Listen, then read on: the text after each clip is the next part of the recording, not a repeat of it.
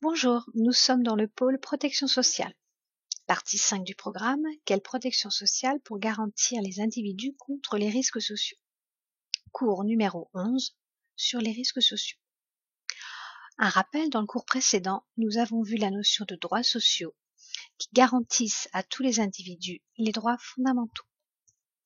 Alors, dans le cours ici numéro 11, nous allons apporter des définitions, notamment définir le risque social, mais également définir la protection sociale. Nous verrons également la présentation des différents risques sociaux et enfin, nous verrons leurs conséquences. Alors, les risques sociaux.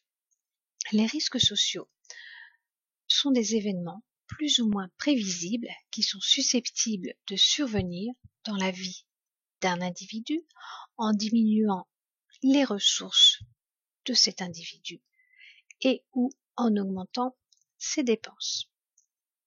Ces événements sont aussi appelés risques sociaux car ils sont pris en charge par la société. Nous avons comme exemple de risques sociaux les maladies professionnelles, la vieillesse, la famille, l'emploi, le logement, la pauvreté, le handicap et la maladie.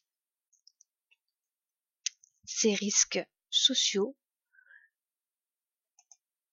sont pris en charge par la société, notamment par un système qui s'intitule la protection sociale.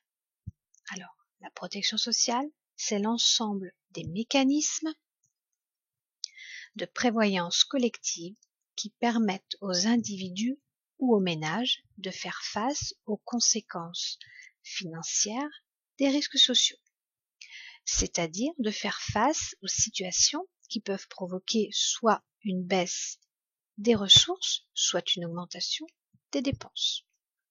Je prends ici la protection sociale dans ce schéma et les différents systèmes qui permettent donc la prise en charge de ces conséquences financières sont par exemple le système d'assurance chômage, le système de sécurité sociale, le système des retraites complémentaires, le système de la prévoyance, le système de l'aide sociale et enfin le système de la mutualité. Alors, la présentation de ces différents risques sociaux. Tout d'abord, nous allons voir les principaux risques traditionnels qui sont couverts par la protection sociale. Un risque traditionnel, ce sont les premiers risques qui ont été couverts au tout début de l'instauration de cette protection sociale. Nous avons tout d'abord le risque vieillesse ou survie, qui inclut principalement toutes les pensions et les pensions de réversion qui sont versées aux personnes en retraite. Nous avons ensuite le risque famille, maternité, qui intègre toutes les prestations familiales, les allocations familiales, les aides pour la garde d'enfants, les indemnités journalières, les prestations qui sont liées à la maternité. Tout ceci est versé par les caisses d'allocation familiale. Nous avons ensuite le risque maladie, invalidité, accident du travail, maladie professionnelle, qui sont pris en charge par l'assurance maladie. Et enfin, nous avons le risque emploi, qui comprend divers dispositifs qui sont liés notamment à l'insertion et la réinsertion professionnelle, ainsi que toute l'indemnisation du chômage, qui sont pris en charge par l'assurance chômage. Ensuite, nous avons les risques sociaux émergents. C'est l'évolution démographique et les changements économiques du pays qui ont fait apparaître de nouveaux risques sociaux. Ces nouveaux risques sont par exemple la dépendance des personnes âgées. Cette dépendance qui est prise en charge notamment par l'intermédiaire des départements.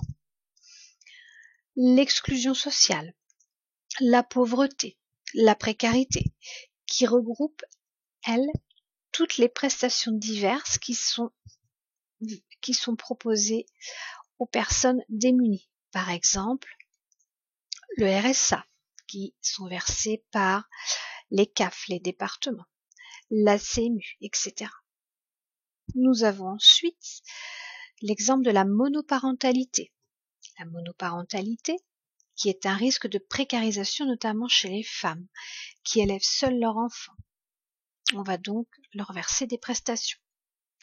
Et enfin, nous avons le logement, qui comprend essentiellement les allocations logement qui sont versées par les caisses d'allocations familiales.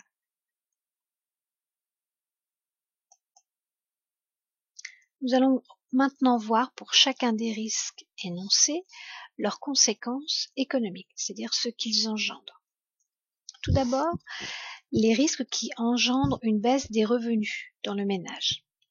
Nous avons le risque pauvreté-exclusion, le risque monoparentalité, le risque chômage, le risque maladie, invalidité, accident du travail et enfin le risque vieillesse. Ces 5 catégories de risques ont pour conséquence de faire baisser les revenus dans un ménage.